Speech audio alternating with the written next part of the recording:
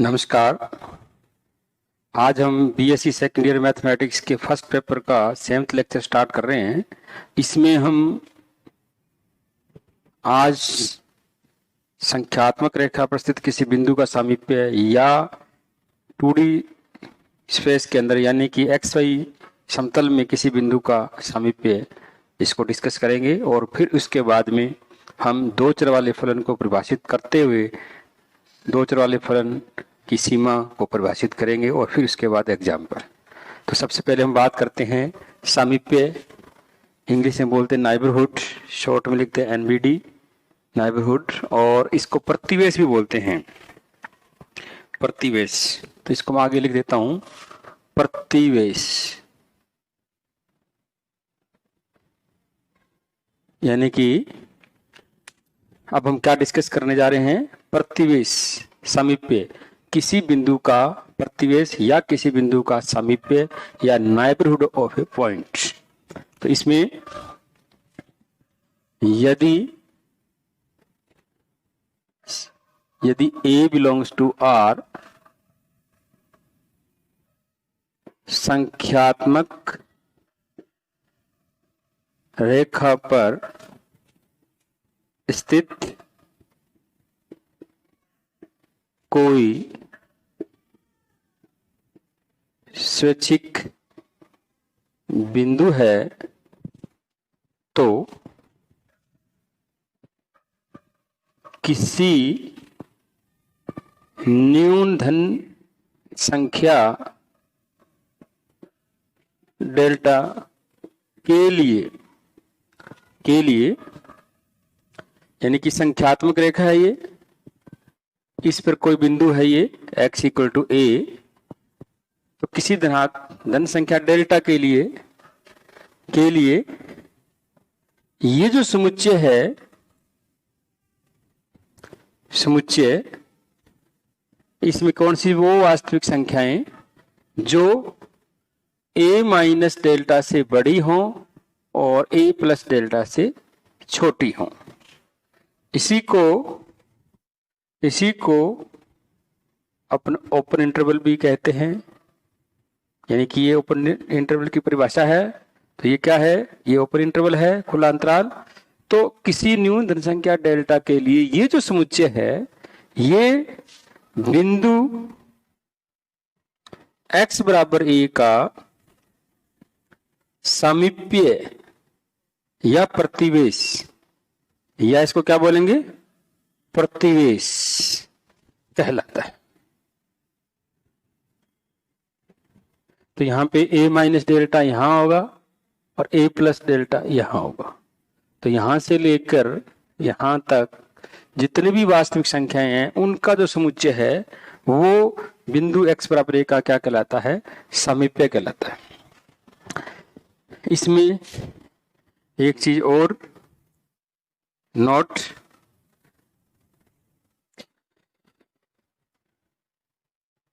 निष्कासित प्रतिवेश का क्या मतलब है? इंग्लिश में बोलते हैं डिलीटेड नाइबरहुड।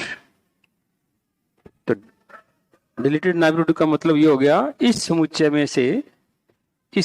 में से अगर हम बिंदु A को निकाल दें तो बाकी बचा हुआ जो समुच्चय है वो बिंदु x बराबर a का क्या कहलाता है?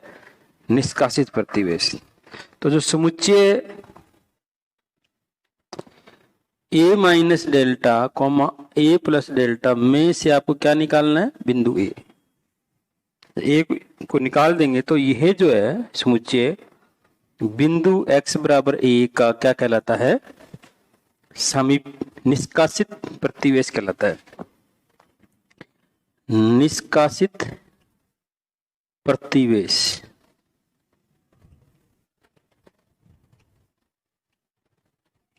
ये है।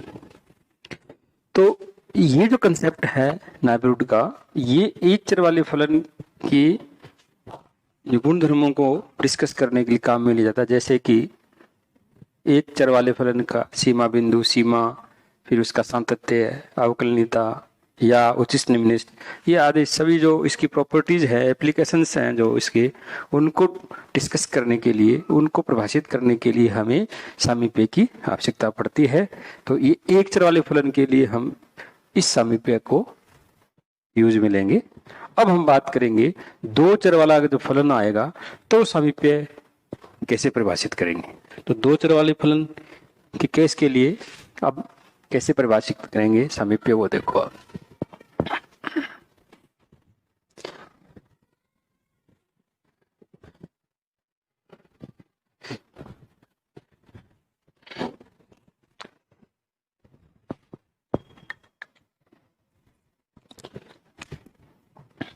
यदि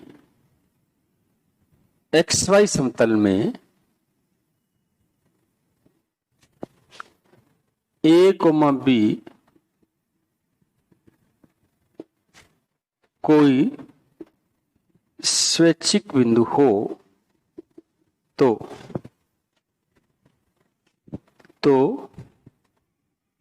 किसी न्यून धन संख्या डेल्टा के लिए, अब यहां दो प्रकार के सामीप्य परिभाषित करेंगे, एक वर्गाकार और दूसरा वृत्ताकार। तो नंबर एक, ये जो समुच्चय है, x, y belongs to R cross R को हम R स्क्वायर लिखते हैं।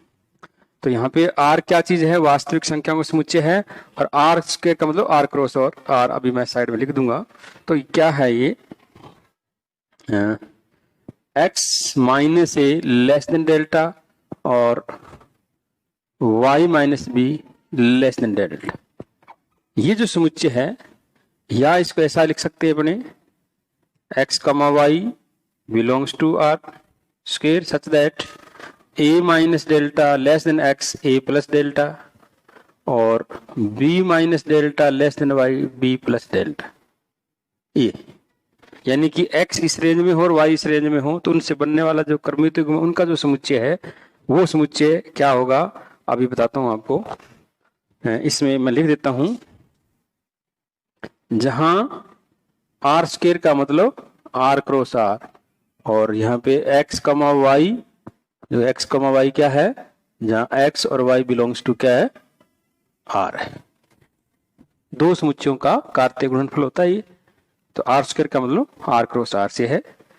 तो R क्रॉस R के वो सारे क्रमिक युग्म जो इनको सेटिस्फाई करे, इन असमीकरणों को सेटिस्फाई करे, वह जो समुच्चय है बिंदु A, B का वर्गाकार सामीप्य, वर्गाकार सामीप्य स्क्वायर नाइबरहुड कहलाता है।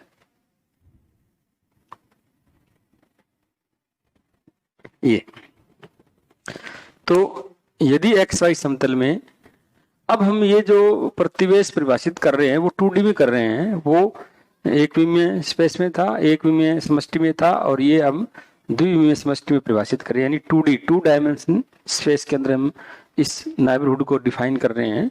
तो यदि XY समतल में A, B कोई स्वैच्छिक बिंदु हो तो किसी न्यून धन संख्या डेल्टा के लिए ये जो समुच्चय है, ये लिख दो चाहे ये लिख दो, ये जो समुच्चय है इसको क्या कहेंगे, बिंदु A, B का क्या कहते हैं, वर्गाकार सामीप्य कहते हैं।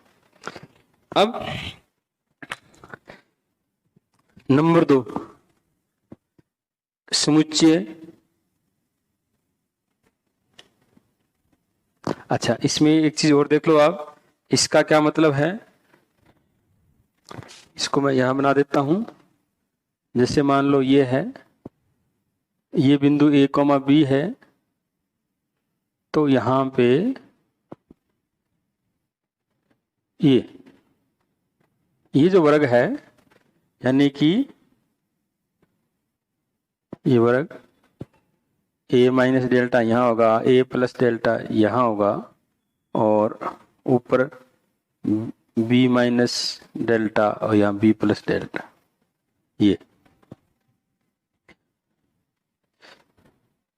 या यूं, इसको आप यूं समझो भी ये हाइट बी माइनस डेल्टा है और ये ए प्लस डेल्टा है, इसको ऐसे समझ लो आप।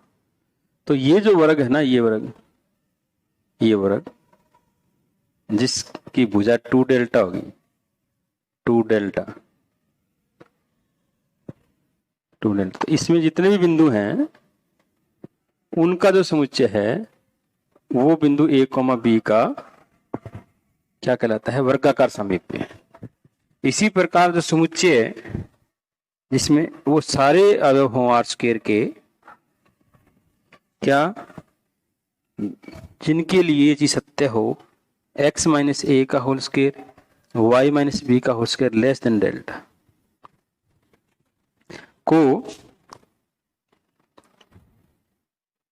बिंदु ए कॉमा बी का वृत्ताकार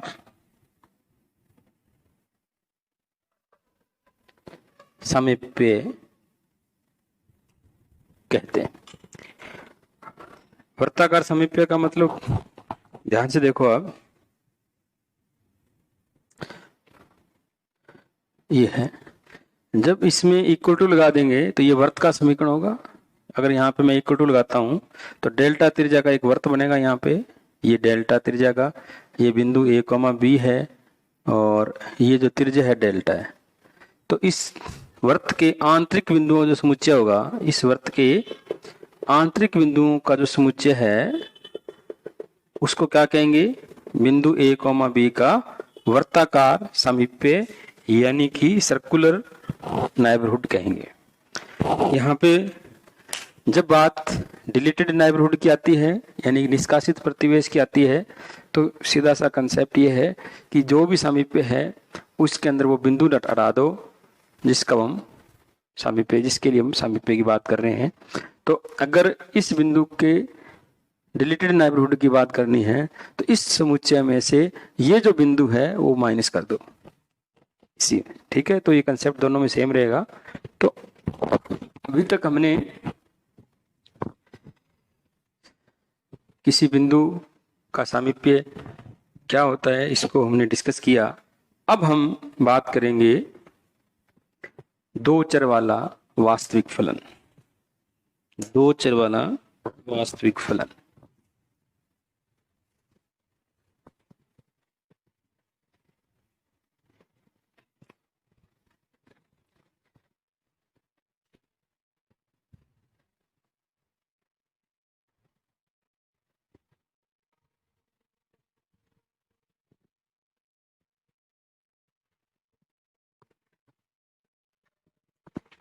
नेक्स्ट टॉपिक हमारा दो चर वाला वास्तविक फलन।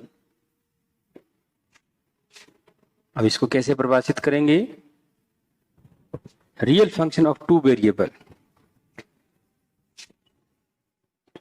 चूंकि हम जानते हैं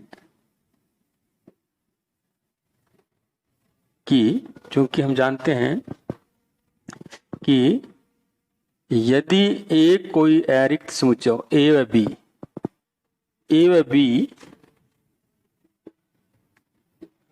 कोई अरिक्त समुच्चय हो तो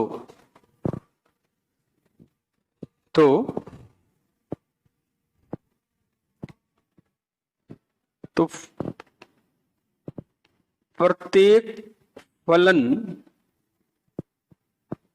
f a to b को एक चर वाला वास्तविक फलन कहते हैं। हम जानते हैं कि ए और बी कोई अरिक्त समुच्चय, तो यहाँ पे ए और बी जो है या यूं कह सकते हो आर के सबसेट हो, हम बात रियल सेट की कर रहे हैं। तो यदि ए और बी कोई अरिक्त समुच्चय हो तो फलन, प्रत्येक फलन जो ए से बी में परिभाषित है उसको क्या होता है, वो एक चर वाला फलन कहलाता है। तो प्रत्येक फलन f को एक चर वाला फलन कहते हैं, अर्थात f a to b एक चर वाला फलन होगा यदि f के अंतर्गत a का प्रत्येक अवयव b के केवल और केवल एक अवयव से संबंधित हो। ये यानी कि फलन की परिभाषा है ये। तो यहां आपको ये समझना है कि ये जो फलन है a से b, उसको एक चर वाला फलन कहते हैं। अर्थात f a to b एक चर वाला फलन कब होगा? एक चर वाला फलन होगा या कहलाएगा यदि, ऐसा लिख सकते हैं, फलन कहलाएगा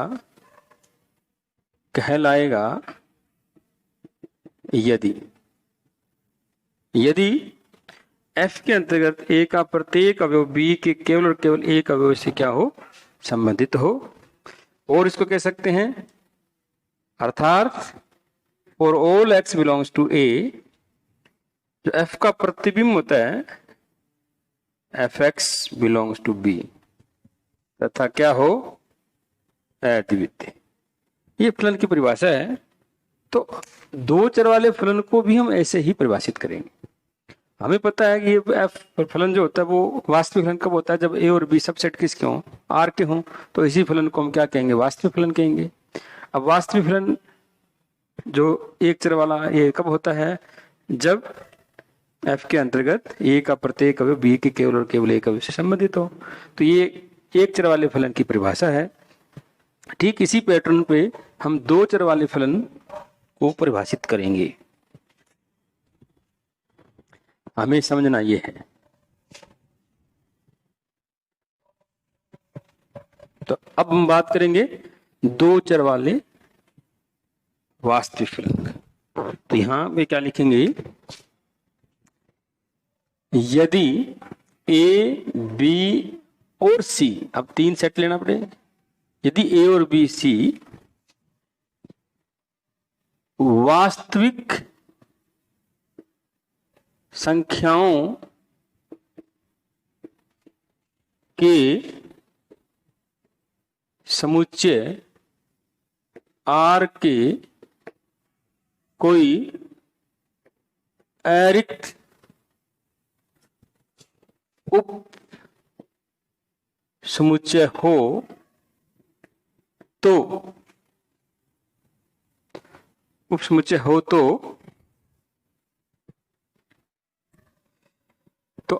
f a cross b to c दो चर वाला वास्तविक फलन कहलाता है। वास्तविक फलन कहलाता है यदि, अब ध्यान से देखो, अभी मैंने क्या कहा था? ये फलन कब होता है? ये जब a के प्रत्येक अवयव का f प्रतिबिंब b में हो और अद्वितीय हो। तो वही बात हम यहां करेंगे, जब a क्रॉस b के प्रत्येक अवयव का f प्रतिबिंब किस में हो? c में हो और क्या हो? अद्वितीय हो। यदि for all x, y belongs to a cross b, इस अवयव का, इस यानी कि a क्रॉस b के प्रत्येक अवयव x, y का f प्रतिबिंब x, y, ये f प्रतिबिंब कहलाता है। ऐसे लिखते हैं इसका, किसमें हो? बिलोंग्स टू c, तथा क्या हो? अद्वितीय। अर्थात क्या मतलब हो इसका? For all x, y belongs to a cross b, for all x, y belong b, there exists z belongs to c such that, ऐसे लिखो, अद्वितीय, यूनिक, अद्वितीय z belongs to c such that f x, y equal to c, z। तो दोबारा फिर देखो, यदि ए और बी, ए बी और सी क्या हो, तीनों आर की सबसेट हो, तो ये जो F A cross B to C दो चर वाला वास्तविक फलन कब कहलाता है? जब प्रत्येक X comma Y belongs to A cross B के लिए इसका जो एफ प्रतिबिंब जो इसको ऐसे लिखते हैं वो किस में हो? सी में हो, और क्या हो? अद्वितीय हो। यानी इसी को ऐसा लिख सकते हैं, for all X comma Y belongs to A cross B there exist unique Z belongs to G, यानी सी में एक अवयव जेड ऐसा जरूर हो, यूनिक अवयव ऐसा जरूर हो जो इसके बराबर हो। तब इस कंडीशन में हम क्या कहेंगे? इस एफ को क्या कहेंगे? दो चर वाला वास्तविक फलन कहेंगे। तो इसमें सेम वैसे ही होता है कि ए क्रॉस बी इसका प्रांत हो गया, सी इसका सह प्रांत हो गया, और इसी प्रकार इसके परिसर को भी परिभाषित कर सकते हैं, जैसे एक चर वाले फलन के परिसर को परिभाषित करते हैं। यहाँ पे एक नोट लगा लो, नोट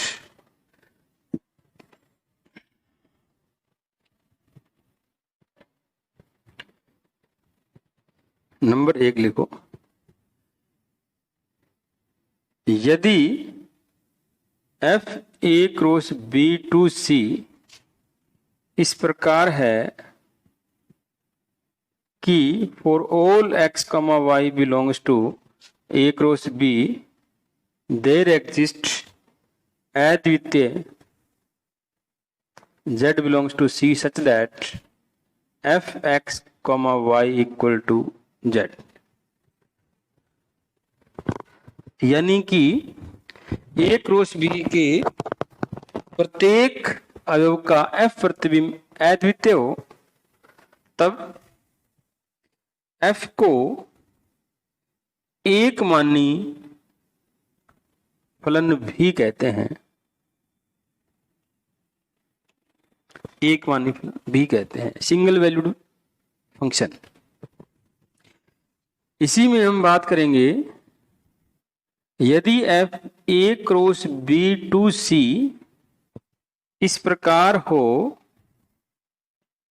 कि for all x comma y belongs to a cross b, यानी a क्रॉस b के प्रत्येक अवयव के लिए there exist z belongs to c, यहाँ पे मैं z लिख रहा हूं, यूनिक नहीं लिख रहा, इसका मतलब मे बी 1 और ग्रेटर 1, एक या एक से अधिक, एक या एक से अधिक हो सकता है। इस प्रकार हो कि for all X comma Y belongs to A cross B there exist Z belongs to C, हम एक से अधिक ही कह दें, एक से अधिक कह देते हैं, इसको ज्यादा ठीक रहेगा, एक से अधिक, एक से अधिक, यानी कि जेड सी के अंदर एक से अधिक अवयव ऐसे विद्यमान हो कि F x comma Y equal to Z, यहां अद्वितीय है और यहां एक से अधिक जेड बिलोंग्स टू सी इस प्रकार हो, तब एफ को बहुमानी फलन कहते हैं, मैनी वैल्यू फंक्शन कहते हैं। तो इस प्रकार हमने इस लेक्चर के अंदर सामीप्य और दो चर वाले वास्तविक फलन को परिभाषित किया, क्योंकि हम नेक्स्ट लेक्चर के अंदर दो चर वाले वास्तविक फलन की सीमा परिभाषित करेंगे और फिर नेक्स्ट में सातत्य और अवकलनीयता की बात करेंगे। Thank you.